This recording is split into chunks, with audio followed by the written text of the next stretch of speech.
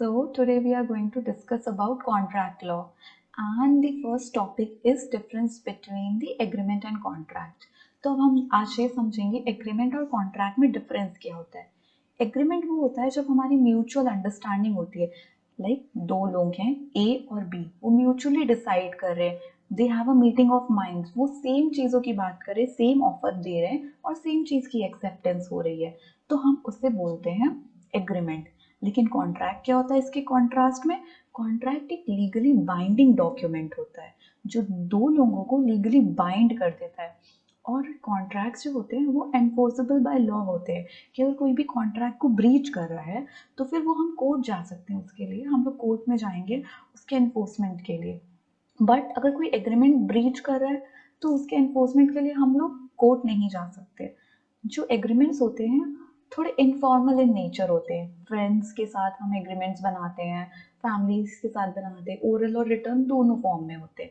But जो contracts होते हैं वो बहुत ही फॉर्मल इन नेचर होते हैं। बिजनेस के पर्पज से, कोई भी प्रोफेशनल पर्पज से हम लोग कॉन्ट्रैक्ट्स को इम्प्लीमेंट करते हैं और वो टोटली एनफोर्सेबल बाय लॉ हो जाते हैं। जो एग्रीमेंट होते हैं उनका बहुत ही ब्रॉड स्कोप होता है क्योंकि सब कुछ ऐड ऑन हो जाता है और मे भी कुछ चीज़ें छूट भी जाए तो वो एग्रीमेंट ही होते हैं। बट जो कॉन्ट्रैक्ट होते हैं उनका नैरो स्कोप होता है। नैरो स्कोप क्यों होता है? क्योंकि कॉन्ट्रैक्ट को बनाने के लिए उनके कुछ एसेंशियल्स होते हैं, हमें वो फुलफिल करने ही होते हैं, तो वो एक वैलिड कॉन्ट्रैक्ट बनता है तो ही हम लोग उसे कोर्ट में एनफोर्स करवा सकते हैं। ठीक है, तो अब valid contracts, only valid contracts can be enforced in the court of law and कोई भी voidable contracts जो होते हैं जो कि totally void है, voidable is a different thing that I will explain in later stage। void contracts, illegal contracts कभी नहीं बन सकते हैं क्योंकि वो हम कोर्ट में जाके एनफोर्स ही नहीं करा सकते। कोई भी ड्रग डील है, कोई भी ऐसी स्मगलिंग की चीज़ें हैं, उनके कॉन्ट्रैक्ट बन गए तो क्या वो एनफोर्सेबल है? क्या कोर्ट उसे एनफोर्स करेगा कि नहीं नहीं ठीक है, तुमने, तुम्हारा रिस्पॉन्सिबिलिटी था, तुम्हारा पार्ट परफॉर्मेंस है, तुम्हें करना होगा? नहीं, बिल्कुल भी नहीं, ऐसे नहीं होते हैं। जो एग्रीमेंट्स हैं वो सेक्शन 2 में डिफाइंड है, सब क्लॉज ई में, और जो कॉन्ट्रैक्ट्स हैं वो सेक्शन 2 सब क्लॉज एच में डिफाइंड है। तो ये हमारा बेसिक डिफरेंस है एग्रीमेंट और कॉन्ट्रैक्ट में। एग्रीमेंट बिना कंसिडरेशन के भी बन सकता है। कंसिडरेशन हमेशा मॉनेटरी टर्म्स में ही नहीं होनी चाहिए। हम कुछ एक किसी के लिए कुछ ऑफर कर रहे हैं तो उसके इन रिटर्न हमें क्या मिल रहा है, वो कंसिडरेशन होती है। बेसिकली वो मॉनेटरी टर्म्स में ही होती है, लेकिन कुछ और भी हम कंसिडरेशन एक्सेप्ट कर सकते हैं, उसकी कुछ वैल्यू होनी चाहिए। ठीक है, एग्रीमेंट में कंसिडरेशन हो ना हो चलेगा, बट कॉन्ट्रैक्ट्स में consideration is must. Without consideration कोई कॉन्ट्रैक्ट्स नहीं होते। Okay, I hope we are clear with the difference. This is the basic difference between the agreement and contract. Now we will understand essentials of a valid contract. Contract valid कब होगा? जब उनके 6 essential ingredients हैं वो fulfil हो जाएंगे। तो पहले ऑफर, ऑब्वियस सी बात है कि हमें पहले ऑफर देना पड़ेगा। दो पार्टीज के बीच में कॉन्ट्रैक्ट होता है, ठीक है, ए एंड बी, जैसे मैंने एग्जांपल दिया, तो या तो ए को ऑफर दे सकता है या तो बी ऑफर दे सकता है। Firstly there must be a offer from either party and without any offer there can not be any contract. Okay, so second हमारा एसेंशियल इंग्रेडिएंट है एक्सेप्टेंस ऑफ ऑफर। अब ऑफर हुआ है तो उसकी एक्सेप्टेंस भी होगी तो ही हमारा सेकेंड स्टेज फुलफिल होगा। ऑफर वो ही एक्सेप्ट हो सकता है जो ऑफर किया गया है। ठीक है, फॉर एग्जाम्पल, इसका एग्जाम्पल से समझते हैं। ए ने बी को ऑफर किया कि I want to sell rice, normal rice जो होते हैं। बी को ये अज्यूम हुआ कि उसको special quality of rice mill रहे हैं, उसकी सेल की बात हो रही है, लेकिन ए अज्यूम करके रखता है कि जो normal day to day usages में या जिसकी हाई सेल होती है वो वाले राइस। तो यहाँ पे मीटिंग ऑफ माइंड्स नहीं, क्योंकि वो नॉर्मल राइस ए समझ रहा है और बी स्पेशल राइस समझ रहा है। तो यहाँ पे जो चीज़ ऑफर हो रही है वो चीज़ एक्सेप्ट नहीं हो रही है। जो ऑफर किया गया है वो ही एक्सेप्ट करना है और जिसको किया गया है वो ही एक्सेप्ट कर सकता है, कोई और एक्सेप्ट नहीं कर सकता, थर्ड पार्टी नहीं एक्सेप्ट कर सकती। जिसको ऑफर हुआ है वो ही एक्सेप्ट कर सकता है। And there should be consent ad idem, like meeting of the mind. Same चीज सेम सेंस में समझ में आनी चाहिए, देन वी कैन एक्सेप्ट। ये भी हम एक एग्जाम्पल से समझते हैं। ए ने कॉन्ट्रैक्ट किया बी को स्टॉक्स खरीदने के लिए, बी समझा कि ये स्टॉक्स कंपनी के हैं, बट ए बात कर रहा होता है एग्रीकल्चर लाइव स्टॉक्स की। तो यहाँ पे again meeting of the mind नहीं है, दो लोग दो अलग चीजों के बारे में बात कर रहे हैं। ऑफर कुछ हुआ है और वो एक्सेप्ट कुछ और करने की कोशिश कर रहा है। हमें एक्सेप्टेंस में दो चीजें याद रखनी है। फर्स्ट, हमें सेम चीज एक्सेप्ट करनी है जो हमें ऑफर की गई है, if we are interested in that thing. जैसे अभी हमने दो ऊपर की एग्जांपल दिया कि ए समझ रहा था स्पेशल राइस, बी समझ रहा था रेगुलर राइस। तो यहाँ पे मीटिंग ऑफ द माइंड्स नहीं है।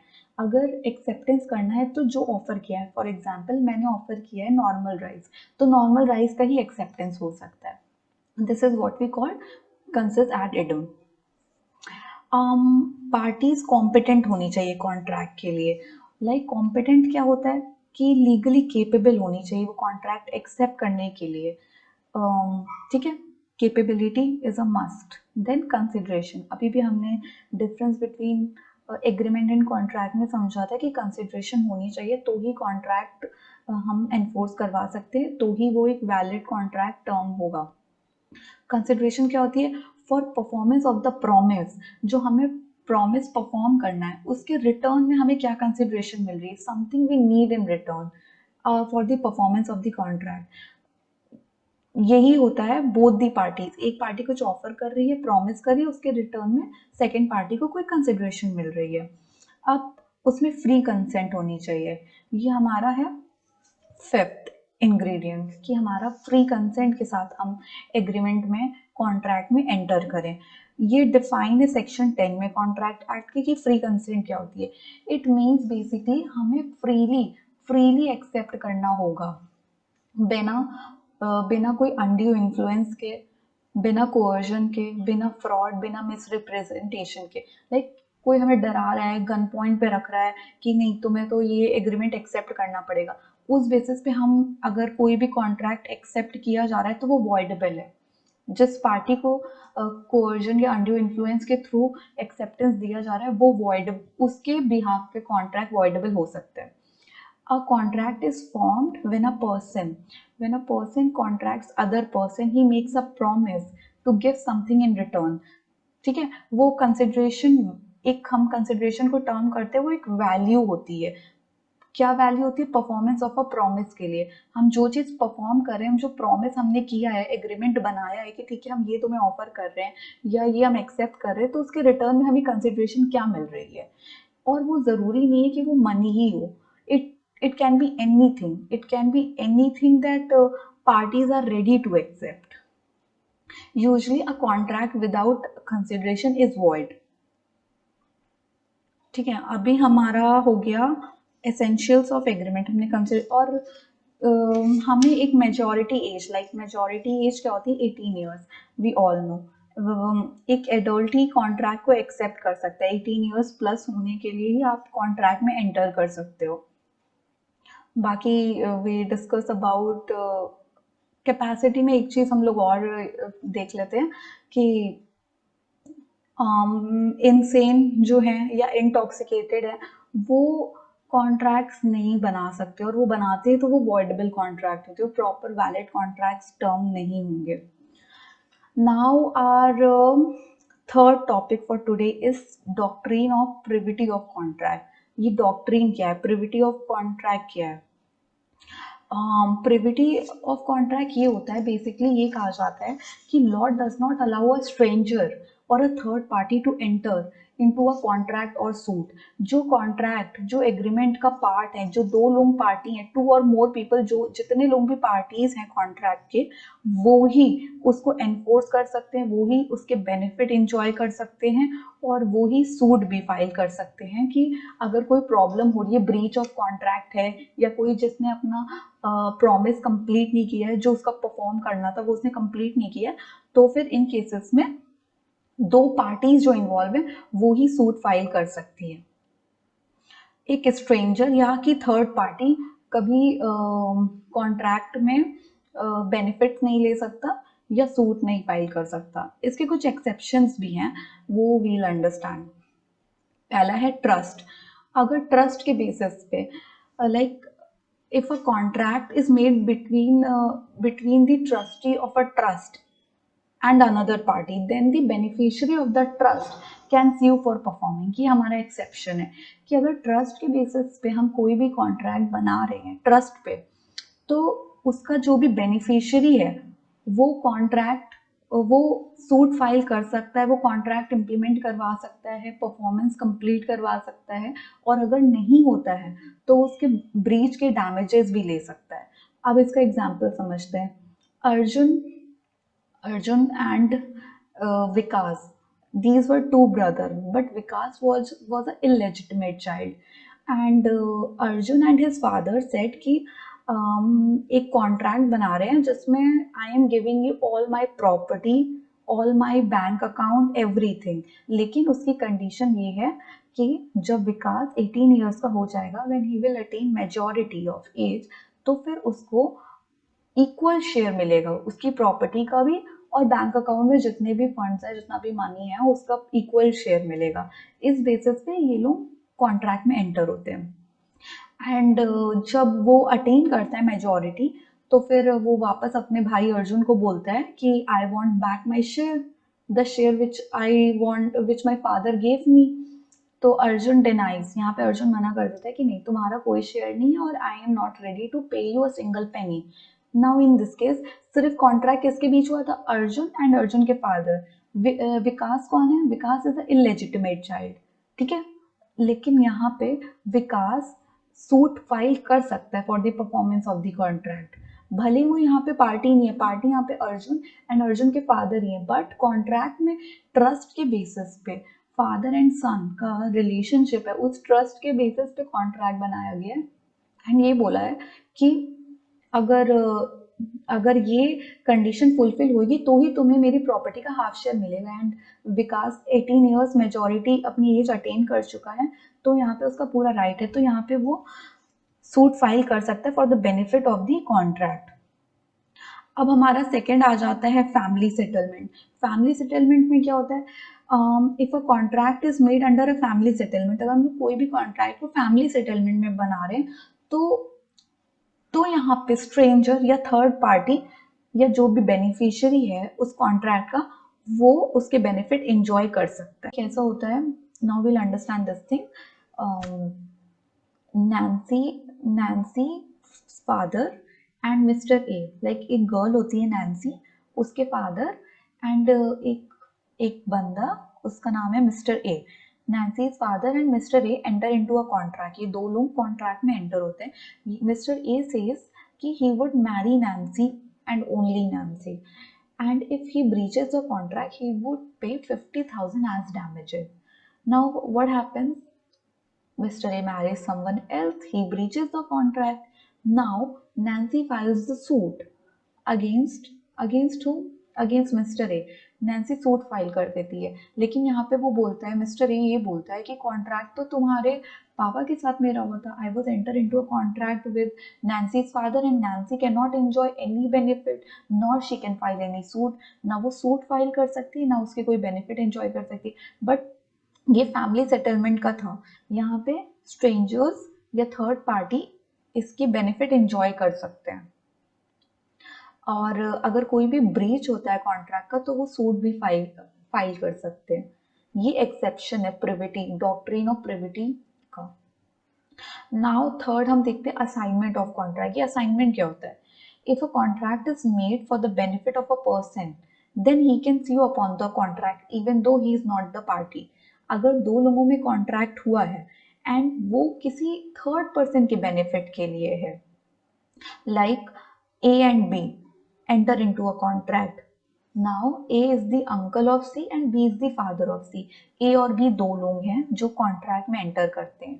ठीक है, B is the father of C. C के बेनिफिट के लिए वो कुछ प्रॉपर्टी और कुछ स्टॉक्स खरीदते कि आफ्टर ही अटेन्स 18 years, तो वो money can be used in his higher education.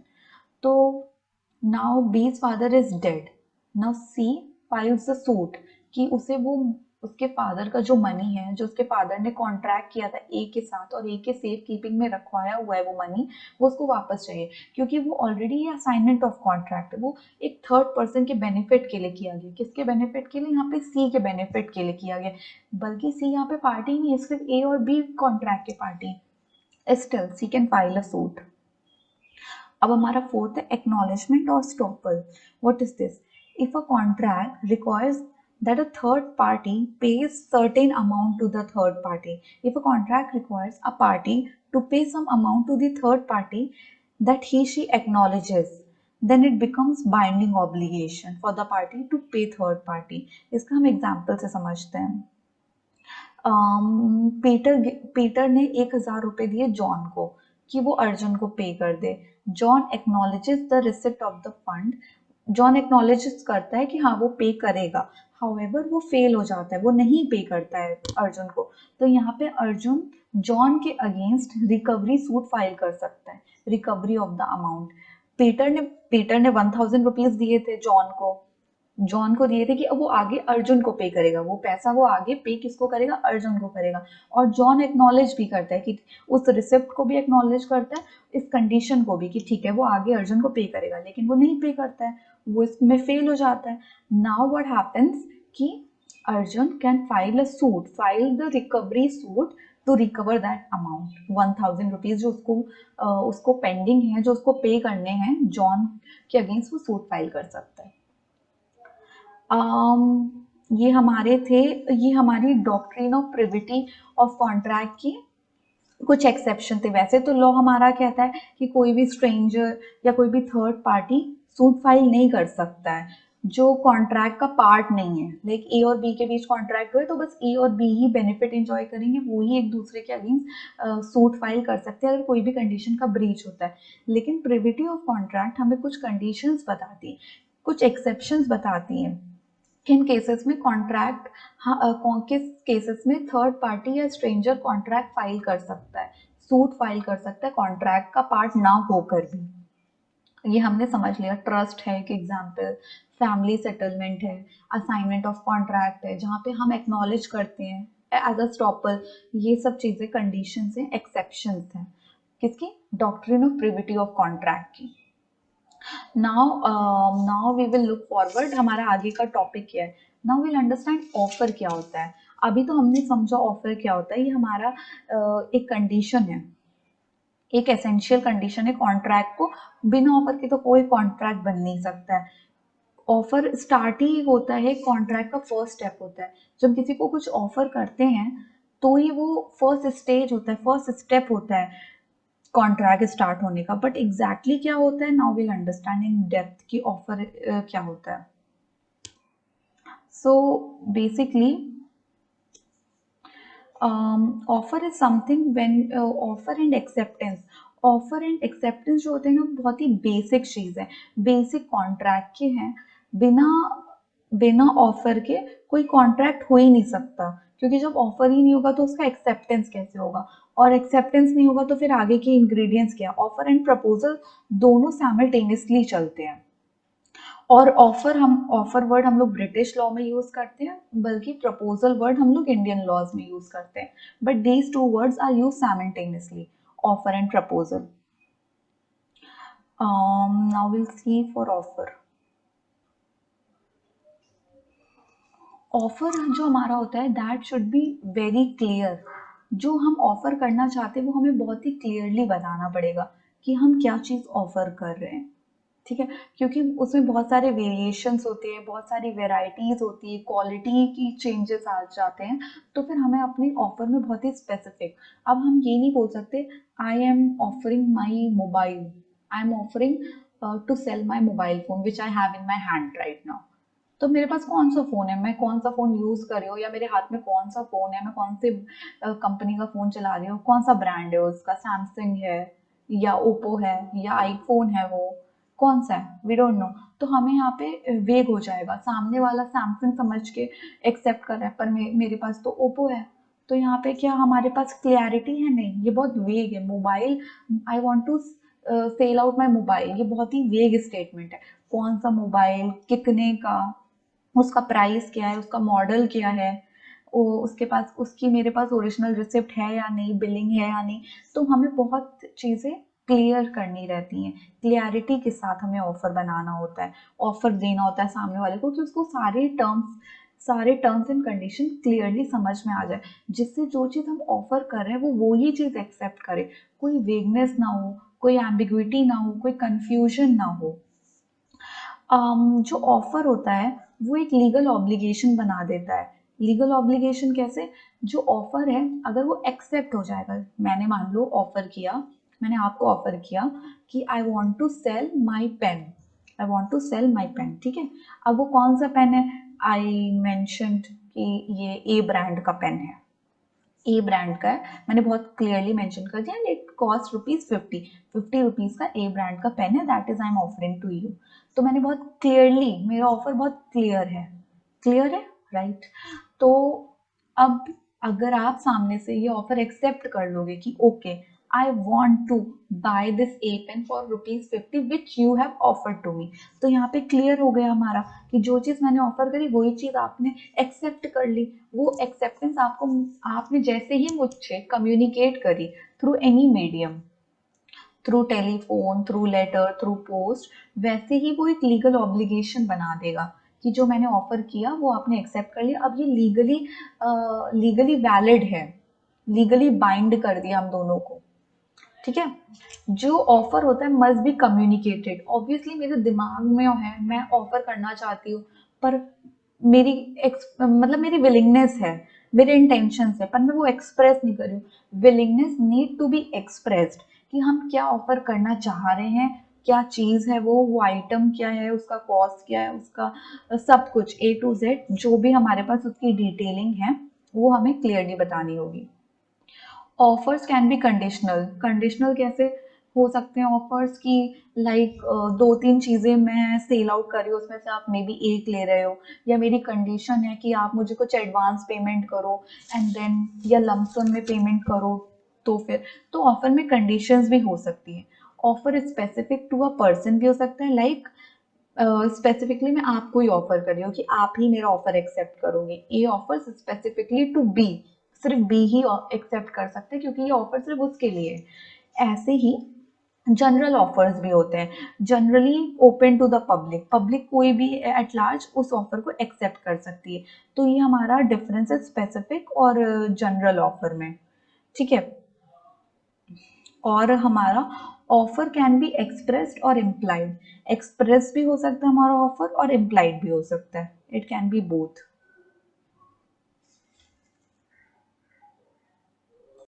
तो अभी हमने ऑफर्स कंप्लीट किया है, तो उसके कंटिन्यूएशन में हम आगे पढ़ेंगे classification of offer.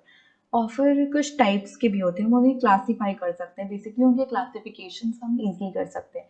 General offer, a general offer is one that is made to public at large। General offer इसके नाम से समझ में आ रहा है, जनरल पब्लिक को, जनरली सबको। It is not only made to any specific person, हम एक पर्सन को एक पर्टिकुलरली किसी किसी को पिन पॉइंट करके या किसी का नाम लेके, किसी कंपनी का, किसी इंडिविजुअल का या किसी फैमिली का लेके नहीं, वो किसी भी पर्सन के लिए open to the public, open to the society, ठीक है। वो कोई भी एक्सेप्ट कर सकता है, उसके रिवॉर्ड्स कंसिडरेशंस कोई भी एक्सेप्ट कर सकता है। से for example I put out a reward for solving a puzzle. So if any member of the public solve that puzzle, कोई भी member उस puzzle को solve कर देता है तो वो eligible हो जाएगा उसके rewards के लिए, क्योंकि वो ऑफर सबके लिए ओपन था, सबके लिए वैलिड ऑफर था। अब स्पेसिफिक ऑफर, इसके ऑपोजिट स्पेसिफिक ऑफर क्या होता है? On the other hand when we talk about the specific offer, then it is only made to the specific party, particularly to that individual only, जिसके लिए हम offer कर रहे हैं। लाइक राम ने सीता को ऑफर किया, तो जो राम को ऑफर है that is particularly for Sita only, ठीक है। इसका हम एक एग्जाम्पल ये समझ सकते हैं, like Ram offer to sell his horse to Sita, Ram ने ऑफर किया भाई वो उसके पास जो हॉर्स है वो सेल करेगा 50,000 को, पर किसको? सीता को। यहाँ पे आके कोई और कोई और गीता वगैरह या कोई भी और इंडिविजुअल आके एक्सेप्ट नहीं कर सकता कि हाँ राम तुमने ऑफर करा था ये हॉर्स मुझे दे दो और ये 50,000 ले लो, या तुम इसके 60,000 ले लो, मुझे ऑफर ये तुम्हारा जो ऑफर है वो मैं एक्सेप्ट कर रही हूँ। ये नहीं, ऐसा नहीं हो सकता। जिसको स्पेसिफिक ऑफर, जिसको ऑफर किया गया है उसकी एक्सेप्टेंस वो ही पर्सन दे सकता है, क्योंकि वो जनरल पब्लिक के लिए ओपन नहीं है। कोई भी ए टू जेड कोई भी पर्सन उठ के आ जाए एंड बोले कि ये जो ऑफर उसके लिए था वो सेम ऑफर मेरे को भी एक्सेप्ट करना है, नहीं। नाउ विल अंडरस्टैंड हमारा काउंटर ऑफर क्या होता है।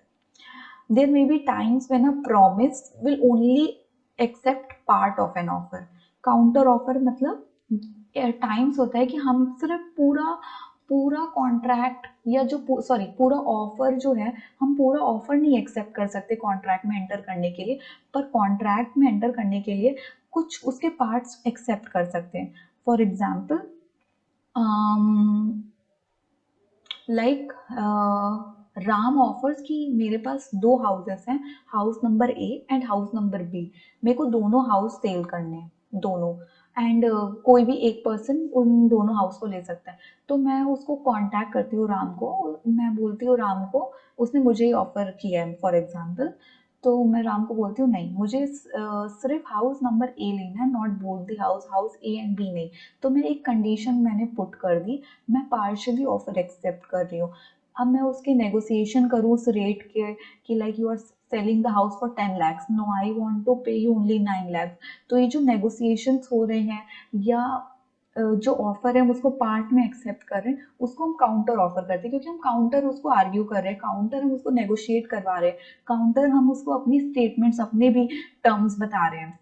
और एक ऑफर होता है cross offer. What is cross offer? In certain circumstances two parties can make a cross offer, दो पार्टी एक साथ क्रॉस ऑफर कर सकती है। इसका क्या मतलब होता है?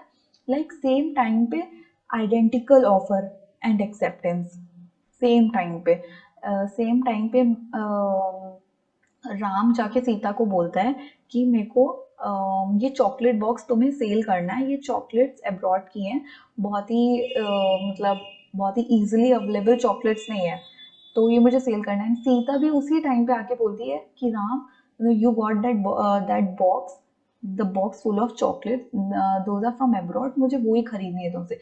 सेम टाइम पे दोनों ने सेम चीज ऑफर करी। लाइक इसको इसको ये नहीं बोलते कि उसने ऑफर करी तो ऑब्वियसली सेम चीज ऑफर करने आई तो एक्सेप्ट हो गई, इसका एक्सेप्टेंस देना पड़ता है, ठीक है। एग्जैक्ट सेम टाइम में दोनों ने सेम आइडेंटिकल ऑफर एक दूसरे को किया, एक ने सेल का एक ने परचेज का।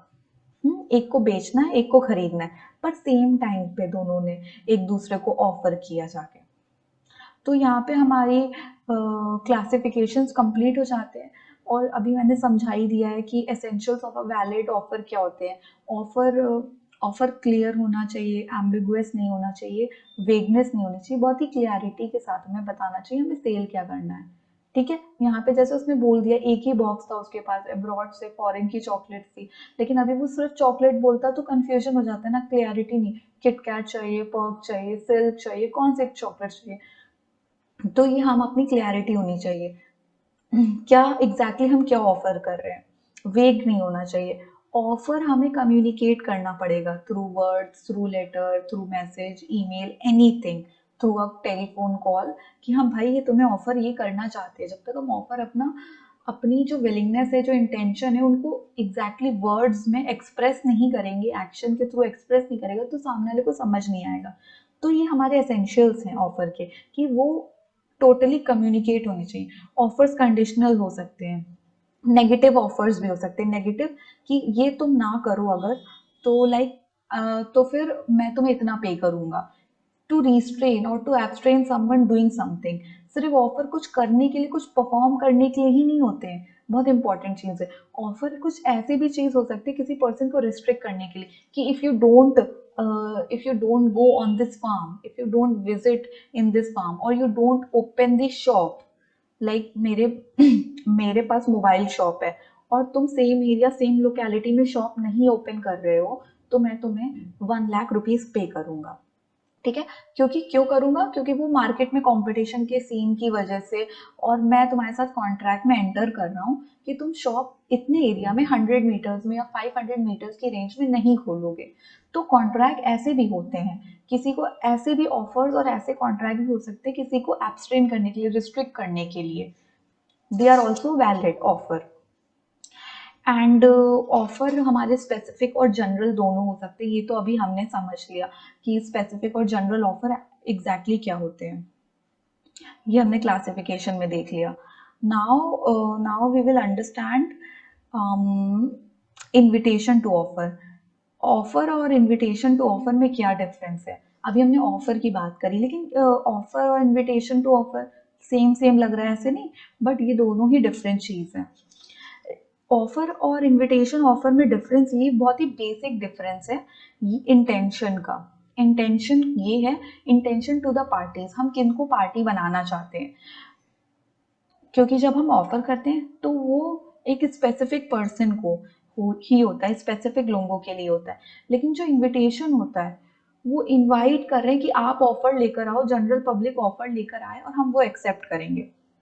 It is accepted an invitation to treat mainly invites the parties to make negotiation। वो parties को invite करते हैं। हमारे जो बेसिकली इनविटेशन टू ऑफर होते हैं वो हमारा इसलिए होता है, हम पार्टीज को इनवाइट करते हैं कि आप आओ, जनरल पब्लिक आए एंड वो ऑफर लेकर आए, हम नेगोशिएट करेंगे उसके टर्म्स एंड कंडीशन, क्योंकि वो सबके लिए ओपन है। एंड जिसकी कंडीशन, जिसका ऑफर सबसे बेस्ट होगा, सेलर उसका ऑफर एक्सेप्ट कर लेगा एंड उसको आगे की प्रोसीडिंग करेगा, सेल आउट कर देगा।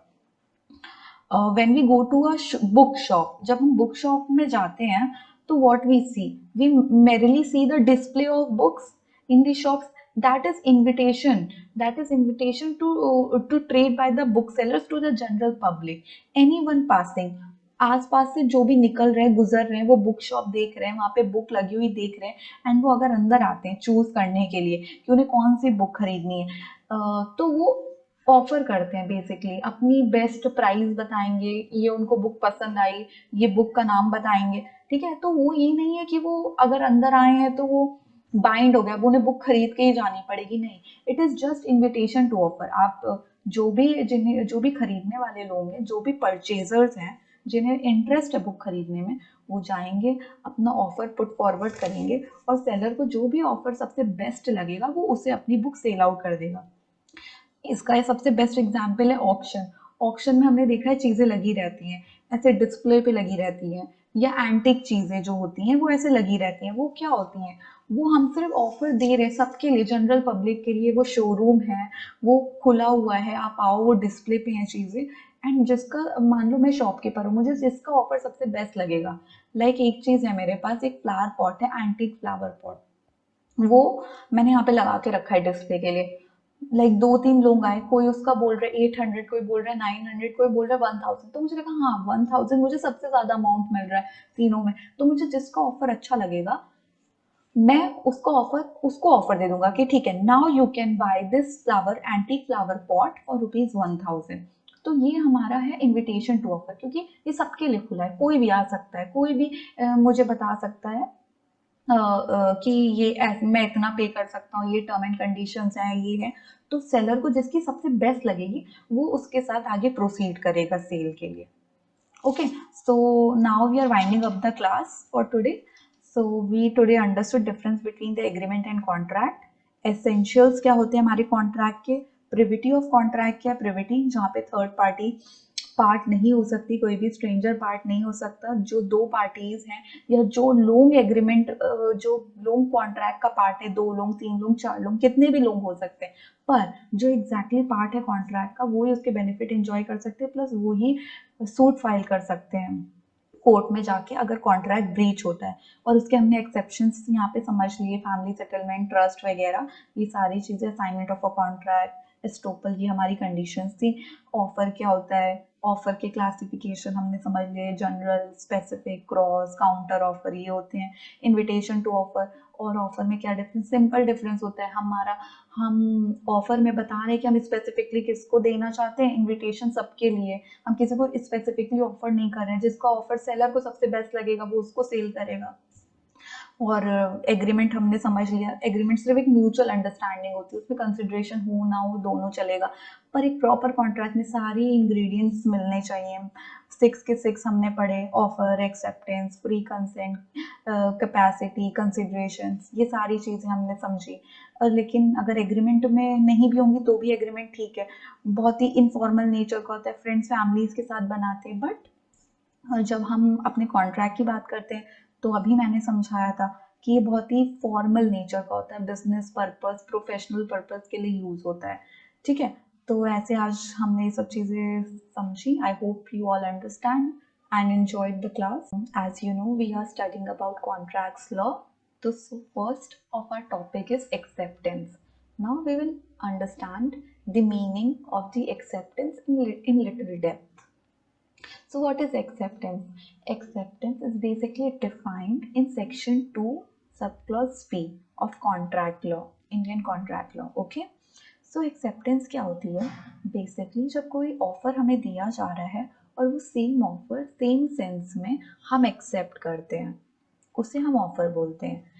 A offers to buy B's car.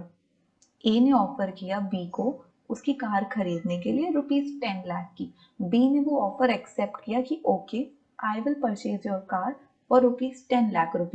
तो इसे हम क्या बोलते हैं? इसे हम एक्सेप्टेंस बोलते हैं। तो basically acceptance is defined under section 2 sub clause B.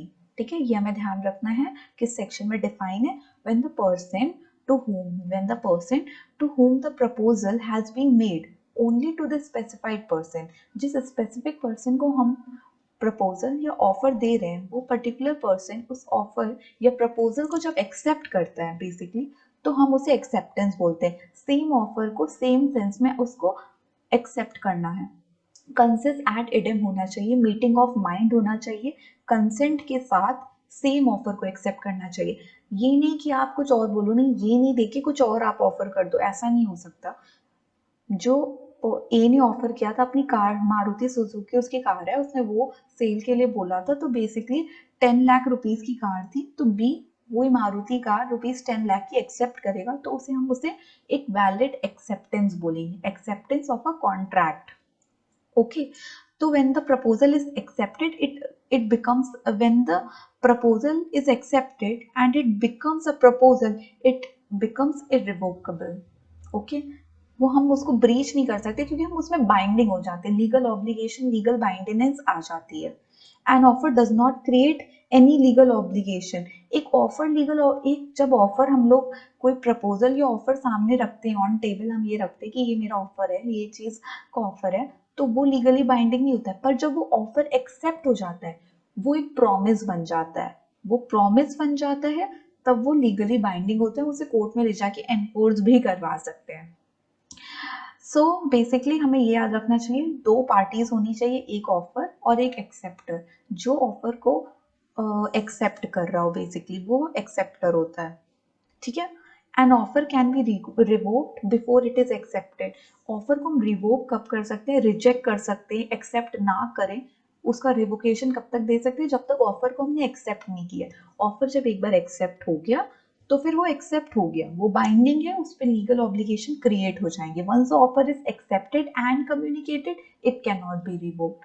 I will repeat it again, once the offer is accepted, it cannot be revoked.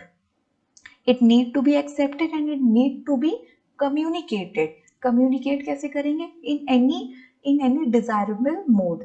Desirable mode क्या हो सकता है? Through telephone, through post, through email, through anything. There are multiple modes.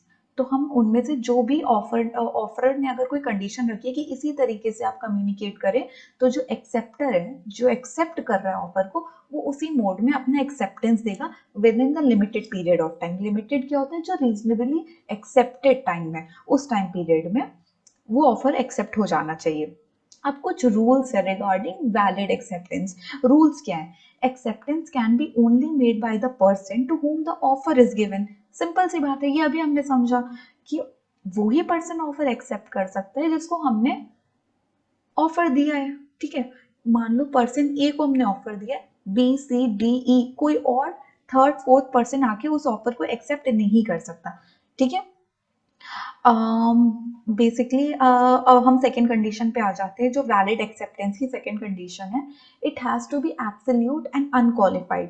Absolutely condition नहीं लगानी है, unconditional होना चाहिए जो होता है, और एब्सोल्यूटली इन सेम सेंस में एब्सोल्यूट ऑफर की एक्सेप्टेंस होनी चाहिए।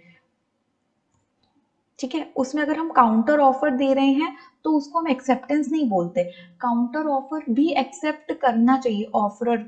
अगर वो काउंटर ऑफर एक्सेप्ट कर रहा है तो फिर ठीक है, काउंटर ऑफर को हम कभी एक्सेप्टेंस नहीं बोलते। फॉर एग्जाम्पल काउंटर ऑफर का यहाँ पे मतलब क्या है मैं समझाती हूँ।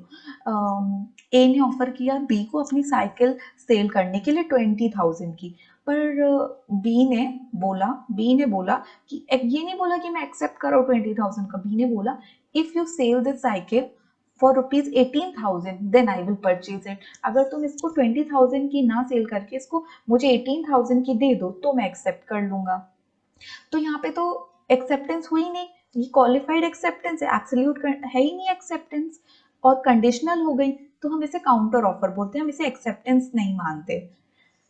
Now the third condition is acceptance must be communicated. ये नहीं कि मुझे हाँ ठीक है मुझे साइकिल पसंद है, साइकिल का रेट भी 20,000 मेरे फेवर में है, सब कुछ ठीक है, पर मैं वो बात ऑफरर को बता ही नहीं रही हूँ, कम्युनिकेट ही नहीं कर रही हूँ, कोई एक्सप्रेशन ही नहीं है, विलिंगनेस है पर वो एक्सप्रेस नहीं कर रही हूँ थ्रू वर्ड्स और एक्शन, तो ऑफरर को कैसे समझ में आएगा कि मुझे वो एक्सेप्ट करना है।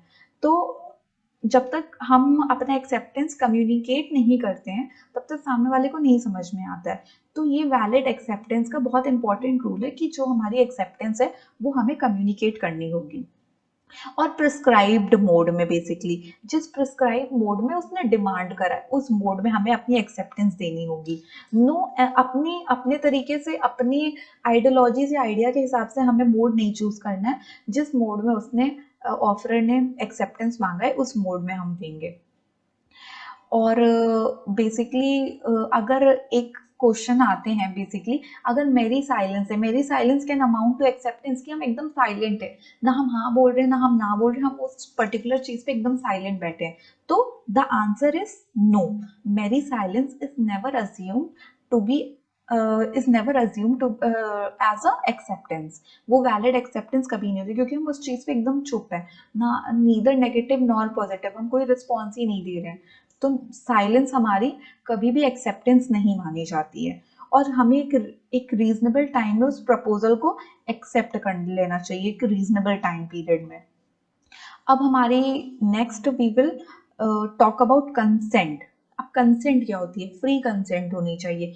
Free consent in simple terms we understand means giving the consent to the person for the performance of an act. हम अपनी कंसेंट दे रहे हैं उस पर्सन को कि हाँ ठीक है, ये जो प्रॉमिस है, ये जो भी प्रॉमिस हमें परफॉर्म करना है कॉन्ट्रैक्ट में, हमारा ये पूरा कंसेंट आप अपने मन से कर रहे हैं।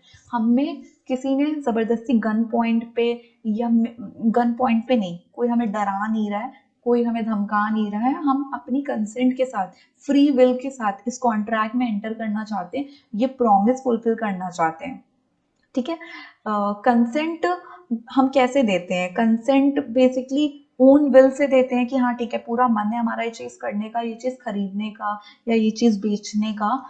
ठीक है, ये हमारी कंसेंट है। अब कंसेंट में क्या चीज नहीं होनी चाहिए? बेसिकली कंसेंट में कोअर्जन नहीं होना चाहिए, अनड्यू इन्फ्लुएंस नहीं होना चाहिए, फ्रॉड, मिस रिप्रेजेंटेशन और मिस्टेक, ये 5 एलिमेंट्स नहीं होने चाहिए। अगर ये 5 एलिमेंट्स प्रेजेंट हैं बेसिकली तो उसको हम फ्री कंसेंट नहीं मानते। Free consent section 10 of Indian contract act में एक्सप्लेन करी गई है कि जो कंसेंट होती है कि ठीक है ये हम इस एग्रीमेंट में, इस कॉन्ट्रैक्ट में हम एंटर कर रहे हैं अपनी कंसेंट के साथ, क्योंकि कंसेंट क्या है, एक बहुत ही एसेंशियल इंग्रेडिएंट है इंडियन कॉन्ट्रैक्ट एक्ट में, एक एसेंशियल इंग्रेडिएंट है कॉन्ट्रैक्ट को वैलिड कॉन्ट्रैक्ट बनाने के लिए, तभी हम उसे एनफोर्स कर सकते हैं, right.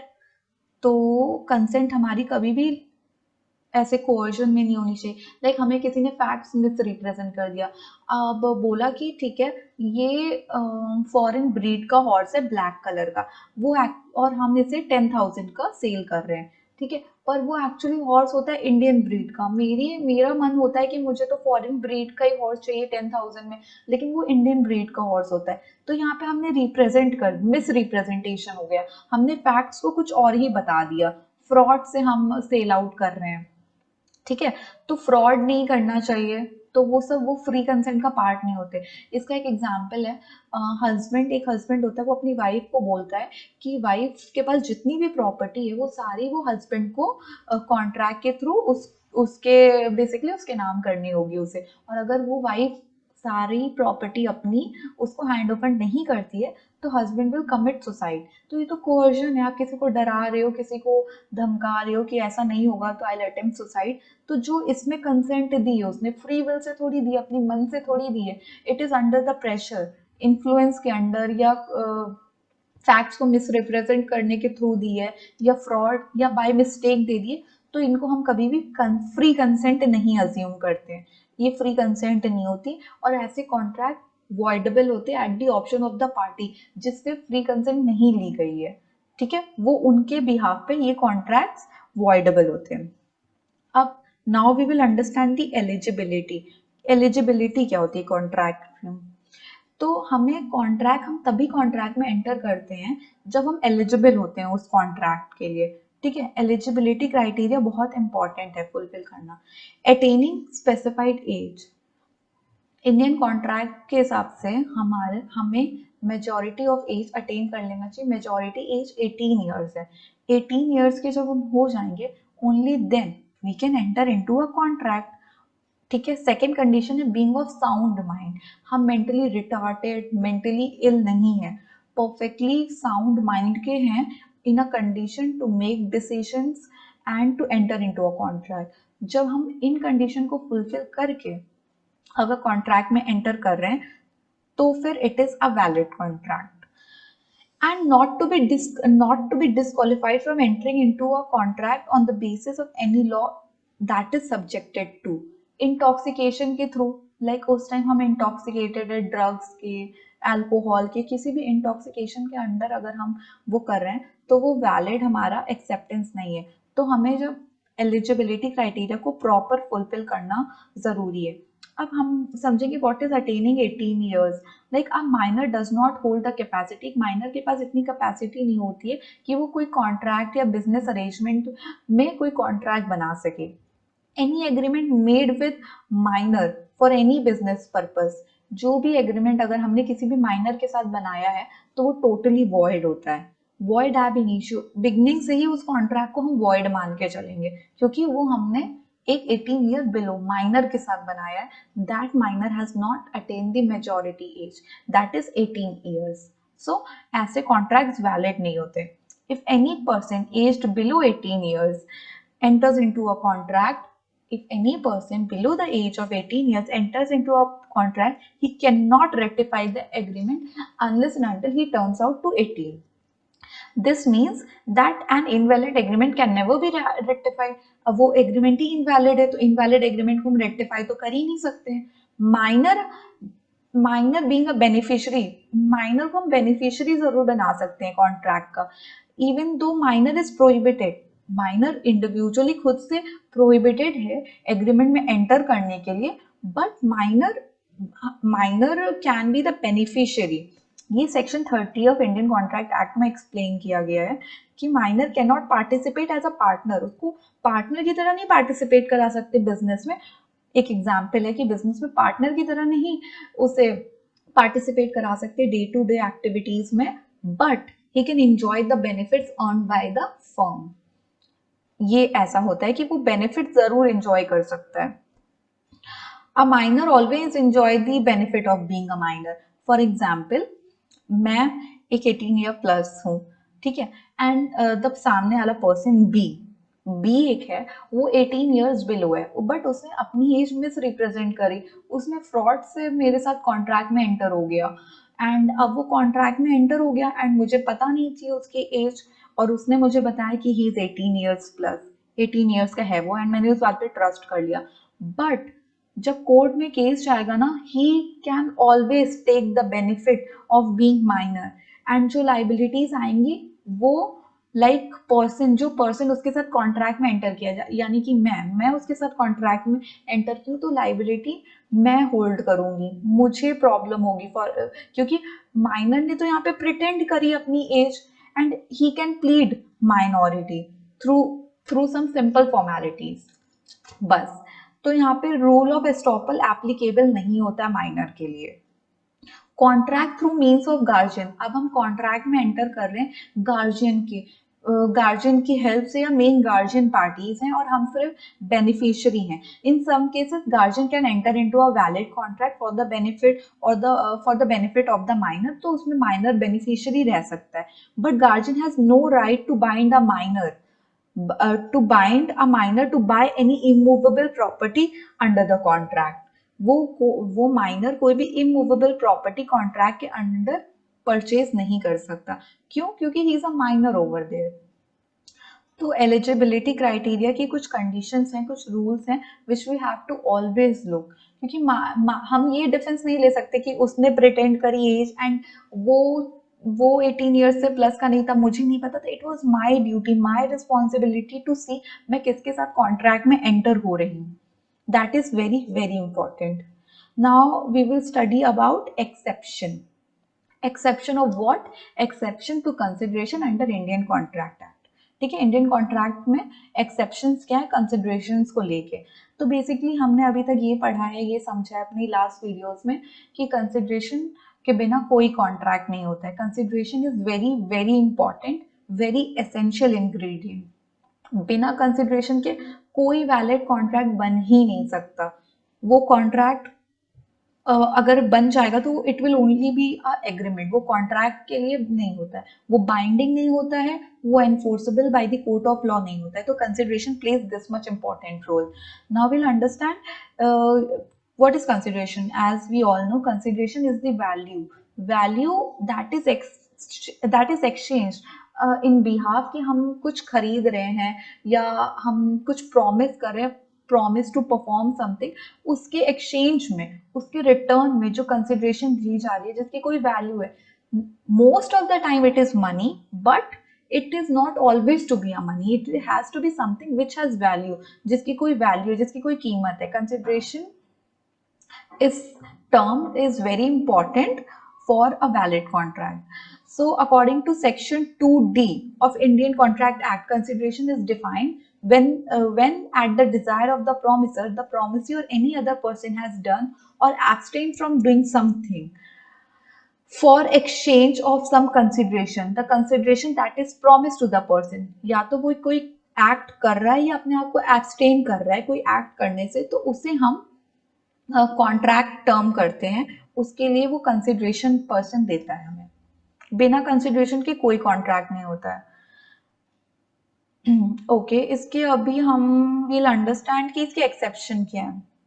Exception to consideration, exception, first exception है natural love and affection, first consideration. तो what is natural love and affection? Suppose two parties like who are in close relationship such as blood relatives or spouse, इनको हम love affection वाले relationship में रखते हैं। तो अगर ये किसी भी कॉन्ट्रैक्ट या एग्रीमेंट में एंटर हो रहे हैं तो इसमें कंसिडरेशन एस्पेक्ट आता नहीं है। कंसिडरेशन एस्पेक्ट नहीं आता है तो फिर ऑब्वियसली वो वैलिड कॉन्ट्रैक्ट नहीं होता है। ये हम एक एग्जांपल से समझते हैं। Like a father who does everything, who does his children, his sons schooling, upbringing, everything, ठीक है, provide food, shelter, school, education, everything, then father cannot say that he needs he want to enter into a contract or he want everything in return, whatever he has done, he want the money back। उसने जो भी out of love और affection किया है, इसके लिए कोई भी एग्रीमेंट या कॉन्ट्रैक्ट में वो एंटर नहीं कर सकते हैं, क्योंकि ये सब कुछ कंसिडरेशन जो थी ना, इसमें कोई कंसिडरेशन एक्चुअली थी नहीं, ये आउट ऑफ लव और अफेक्शन किया गया है। लाइक बॉन्ड है फादर और सन का, फादर ने अपने सन के लिए सब कुछ ऐसे किया हुआ है। अब सेकेंड एग्जाम्पल हम ये लेके समझ सकते हैं कि लाइक एक फादर होता है, वो अपनी पूरी प्रॉपर्टी अपने एक सन को दे देता है। उस फादर के दो सन होते हैं बट वो अपनी पूरी प्रॉपर्टी का शेयर एक सन को दे देता है, ठीक है, विल में लिख के जाता है वो, and the father is dead now. तो both the brothers like have a huge fight, huge differences कि उसको भी शेयर चाहिए होता है। तो out of love and affection brother says ठीक है जो भी प्रॉपर्टी फादर देकर गए उसमें का half share I will give it to you. अब बाद में वो मना कर देता है कि वो शेयर नहीं देगा, तो कोर्ट में जब ये केस जाता है तो कोर्ट बोलता है कि यहाँ पे कोई कंसिडरेशन नहीं है, और ना जब कंसिडरेशन नहीं है तो ये कोई वैलिड कॉन्ट्रैक्ट नहीं है, तो ना ही कोई लीगल बाइंडिंग है इसमें, लीगली बाइंडिंग भी नहीं है, और ना ही कोर्ट इसको एनफोर्स कर सकता है। क्यों नहीं कर सकता है? क्योंकि ये एक एक्सेप्शन है, ये out of love and affection किया गया हुआ है, तो इसके लिए कोई भी वो नहीं है कि आप वैलिड कॉन्ट्रैक्ट नहीं है जिसको आप एनफोर्स करा सके। सेकेंड हमारा पॉइंट है past voluntary services. What is past voluntary services? कोई भी वॉलेंटरली, जो हम अपनी मन से, अपनी विलिंगनेस से, अपने कंसेंट के साथ कोई भी सर्विस, कोई भी सोशल सर्विस पब्लिक के लिए, कोई इंडिविजुअल के लिए, किसी के लिए भी अपने मन से कुछ भी करते हैं, उसे हम पास्ट वॉलेंटरी सर्विस बोलते हैं। उसके लिए कोई भी कंसिडरेशन नहीं होती, कोई भी कॉन्ट्रैक्ट में एंटर नहीं कर सकते, और जब इसके लिए भी कंसिडरेशन नहीं है तो बट ऑब्वियस है कि ये भी कॉन्ट्रैक्ट टर्म नहीं करेगा। अब हम समझते हैं इसका एक एग्जांपल है past voluntary service. For example, मैं रोड पे जा रही होती हूँ एंड मुझे एक पर्सन का वॉलेट मिलता है, उस वॉलेट में ATM cards, debit card, credit card, and that wallet was full of money. वो मैं वॉलेट उठाती हूँ, पुलिस स्टेशन में सबमिट करती हूँ, और पर्सन की आइडेंटिटी, आधार कार्ड जो कि वॉलेट में होता है, उस पर्सन तक उसका वॉलेट पहुंचा देती हूँ। अब मैं बाद में बोलूँ कि मुझे उसका कुछ कंसिडरेशन चाहिए, या मुझे उसके लिए पैसे चाहिए, या मुझे उस यहाँ पे कोई कॉन्ट्रैक्ट हुआ था हमारे बीच, तो कॉन्ट्रैक्ट तो हुआ नहीं था, ये तो मैंने अपनी मर्जी से एक सोशल सर्विस के उस पे किया कि हाँ ठीक है, पर्सन का वॉलेट गिर गया, उसमें इतने इंपॉर्टेंट डॉक्यूमेंट्स और इतनी इंपॉर्टेंट चीजें, इतने पैसे हैं, तो उस पर्सन के पास, जो रियल ओनर है उसके पास ये पहुंच जाए, राइट? तो ये बेसिकली मैंने अपने मन से किया, अपने कंसेंट के साथ, इसके लिए कोई कंसिडरेशन मुझे नहीं मिलेगी, राइट? जब कंसिडरेशन नहीं मिलेगी तो ये कॉन्ट्रैक्ट भी नहीं है, पास्ट वॉलेंटरी सर्विस इसको हम बोलते हैं। थर्ड है हमारा time barred debt. Time barred debt मतलब पर्सन ए ने बी से 1 लाख रुपीज लिए, और उसने बोला कि वो 6 मंथ्स में रिटर्न कर देगा। उसको 3 साल हो चुके हैं, उसने कोई मनी रिटर्न नहीं किया। उसके बाद वो जो भी उसके कंपेंसेट करने के लिए जो भी वो काम करता है, या जो भी कॉन्ट्रैक्ट में एंटर करता है, तो उसमें कोई कंसिडरेशन तो है नहीं, क्योंकि वो ऑलरेडी इन डेप्ट है, ऑलरेडी उसने उससे पैसे लेके रखे हुए, 1 लाख रुपए लेके रखे हुए 6 महीने बोल के, एंड 3 इयर्स का टाइम गैप हो गया। तो जितनी भी अब इस ड्यूरेशन में जो भी चीजें हो रही हैं, तो वो टाइम बार डेट के अकॉर्डिंग हो रही, कोई कंसिडरेशन। अब मैंने पैसे दिए हुए हैं किसी को 1 लाख रुपीज, तो ऑब्वियसली अब वो मेरे लिए कुछ कर रहा है, तो मैं उसको कुछ और कंसिडरेशन तो दूंगी नहीं कि हाँ भाई तुमने तो ये किया है, कोई बात नहीं, 1 लाख रुपए तो भूल जाते हैं, ये तुमने किया तो तुम इसका ये कंसिडरेशन लो। नहीं, ऑब्वियसली नहीं, क्योंकि वो ऑलरेडी इन डेप्थ है वो मनी से, राइट? तो उसको 1 लाख मुझे रिटर्न करने, तो उसके बेसिस पे वो जो भी कर रहा है, तो मैं उसके लिए उसको कोई कंसिडरेशन नहीं दूंगी। जब मैं कोई कंसिडरेशन ही नहीं दूंगी तो वो कॉन्ट्रैक्ट कैसे होगा? तो ये एक एक्सेप्शन है टाइम बार्ड डेट, क्योंकि उसने मुझसे वो लोन लिया था, because he owns me money, that is why. अब हमारा है गिफ्ट्स। गिफ्ट्स, अगर हम किसी को गिफ्ट देते तो ऑब्वियसली हम उससे कंसिडरेशन नहीं, कोई भी कंसिडरेशन नहीं होती कि मैं ये तुम्हें दे रहा हूँ, तुम मुझे रिटर्न में ये दो, या मुझे इतने पैसे दो। क्या आज तक हम किसी के लिए ऐसे गिफ्ट्स लेके जाते हैं? That is out of love ना, हम अपना किसी को अफेक्शन दिखाना है, प्यार से किसी को कोई चीज दिए, किसी के बर्थडे पे, एनिवर्सरी पे, एनीथिंग, कोई किसी ने कुछ अच्छी चीज अचीव करी तो हम उसको गिफ्ट ले जाके दे रहे, तो उससे कभी ऐसे तो नहीं बोलते हैं कि अभी इस पूरे गिफ्ट का वैल्यू डबल द टाइम्स दो, या डबल द टाइम्स नहीं, ये जितना भी वर्थ है उसका उतने पैसे मुझे दो, या मेरे लिए कुछ ऐसा करो। कोई कंसिडरेशन नहीं होती है ना, क्योंकि वो तो हमने गिफ्ट दिया है किसी पर्सन को, बट ऑब्वियस है। तो ये भी हमारा एक एक्सेप्शन है, जब कंसिडरेशन होती नहीं है तो कोई कॉन्ट्रैक्ट बन नहीं सकता। कंसिडरेशन बहुत बेसिक है, एक बहुत ही एसेंशियल इंग्रेडिएंट है। हमने अभी तक जो भी एग्जांपल देखे, इसमें कहीं भी हम कंसिडरेशन दे ही नहीं रहे, इसी वजह से। अब पेरेंट्स हमारे लिए कुछ करते हैं, जैसे कि मैंने लव एंड अफेक्शन बताया था कि फादर हमारी अपब्रिंगिंग कर रहे हैं, हमें घर में रखते हैं, हमें ड्रेसेस दिलाते हैं, और हमारे लिए अच्छी अच्छी फूडिंग्स, नॉर्मल डे टू डे की रिक्वायरमेंट्स पूरी करते हैं। देन हमारे एजुकेशन, हायर एजुकेशन के लिए सब कुछ करते हैं, स्कूलिंग वगैरह एवरीथिंग। तो क्या हम उनको उसके बदले कुछ देते हैं? नहीं, कुछ पे बैक नहीं करते। ठीक है, वो out of love and affection हो रहा है, ना ही पेरेंट्स आगे जाके उसका हमसे पैसे मांग सकते हैं या तुम इतना हमने तुम्हारे लिए किया अब तुम ये करो या उसके पैसे हमें लौटाओ, नहीं। ना पेरेंट्स ऐसे कर सकते ना हम उनसे ऐसे करवा सकते, क्योंकि हम उन्हें कोई कंसिडरेशन तो दे ही नहीं रहे, वो तो बस प्यार से कर रहे हैं, राइट, क्योंकि we are there kids, right. और पास वॉलेंटरी सर्विस में भी यही था, नाम ही सजेस्ट कर रहा है वॉलेंटरली हम सर्विस दे रहे हैं, खुद से वॉलेंटरली करके दे रहे हैं, तो ऑब्वियसली उसमें तो कंसिडरेशन है ही नहीं। जैसे कि हमने वॉलेट वाला एग्जांपल दिया कि मैंने अगर किसी का वॉलेट खो गया, पुलिस स्टेशन में जाके दे दिया, उसकी आइडेंटिटी पता करके उसको उस पर्सन के पास उसका वॉलेट वापस पहुंच जाता है, तो मैं ये तो बोलूंगी नहीं। अब वो अपने आप से कोई रिवॉर्ड रख दे या अपने आप से अप्रिसिएशन में कुछ हमें दे दे, that is totally another thing, पर हम उससे कुछ मांग तो नहीं सकते कि नहीं नहीं हम तुम्हें कोर्ट ले जाएंगे, ये तो हमने तो कॉन्ट्रैक्ट में आ गया ऐसे किया, नहीं, ऐसा कुछ भी नहीं है, कंसिडरेशन है ही नहीं। चैरिटी, चैरिटी, अब हमने मान लो 10,000 20,000 या कोई भी कितना भी 20,000 का अमाउंट दिया रूरल एक विलेज के डेवलपमेंट के लिए, कि इस विलेज में इलेक्ट्रिसिटी वाटर सप्लाई आ जाए, कि वहाँ पे जो लोग रहते हैं उनको थोड़ा सा उनकी लाइफ थोड़ी इजी हो जाए, राइट। तो सबने जितना जितना कंट्रीब्यूट किया चैरिटी के लिए, तो वो क्या बोलेंगे कि अब हमें इसमें कोई कंसिडरेशन तो है नहीं, क्योंकि उनको तो इन रिटर्न कुछ मिल नहीं रहा है, वो तो चैरिटी में पैसे डोनेट कर रहे हैं, राइट। एक एक्ट है, एक काइंडफुल एक्ट है, तो ये भी एक एक्सेप्शन हो गया। बेलमेंट क्या होता है, लाइक बेलर एंड बेली का रिलेशनशिप जब स्टैब्लिश हो जाता है, हम कोई अपनी प्रॉपर्टी जाके देते हैं, मान लो फॉर एग्जाम्पल कोई प्रेशियस चीज उसके पास रखवाते हैं, तो बोलते हैं कि इससे बाद में लेंगे, एंड वो चीज या तो गुम गई है, ठीक है, या तो उस पर्सन ने वो चीज सेल आउट कर दी है, उसके बाद वो जो भी हमें वापस इन रिटर्न देता है वो कंसिडरेशन तो काउंट होगा नहीं, जस्ट बिकॉज हमारी जो ऑलरेडी बेलर बेली का रिलेशनशिप स्टैब्लिश होने की वजह से जो ऑब्जेक्ट हमने दिया था वो मिसप्लेस हो गया है, ठीक है, या तो सेल आउट हो गया है, तो उसकी कंपेंसेशन में वो हमारे लिए वो कर रहा है। तो ये हमारे सारे एक्सेप्शंस थे, राइट। अब we'll see counter offer, this is the last topic. Counter offer क्या होता है? काउंटर ऑफर जब हम देते हैं किसी को, तो या तो वो एक्सेप्ट होता है, या तो हम उसको या तो वो एक्सेप्ट होगा या तो वो रिजेक्ट हो जाएगा, right.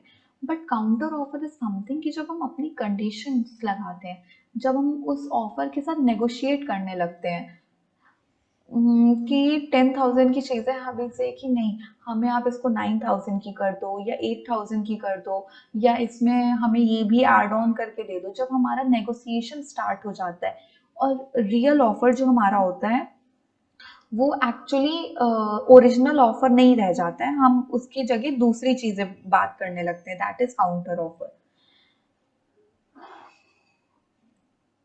So for example A ने बोला बी को उसका हाउस परचेज करने के लिए, उसने ऑफर करा कि you can purchase my house, I am willing to sell this house for rupees 10 lakh.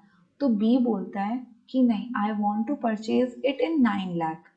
तो अगेन अगेन बी बोलता है कि नहीं 9 लाख का तो नहीं होगा, it can be for 8.8, like 9,50,000 something. तो इसमें जो नेगोशिएशन काउंटर ऑफर जो चल रहे हैं, जिसमें हम अपनी कंडीशन डाल रहे हैं या उसको नेगोशिएट करवा रहे हैं, तो वो सब काउंटर ऑफर का पार्ट होते हैं।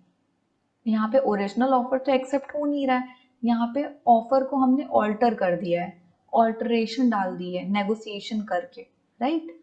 तो now we complete the class for today.